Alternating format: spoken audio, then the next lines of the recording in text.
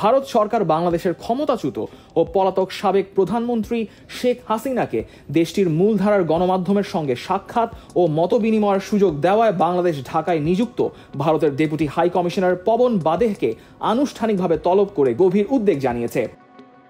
বুধবার সন্ধ্যায় এক উচ্চপদস্থ কূটনৈতিক সূত্র বাসসকে এ খবর জানিয়েছে।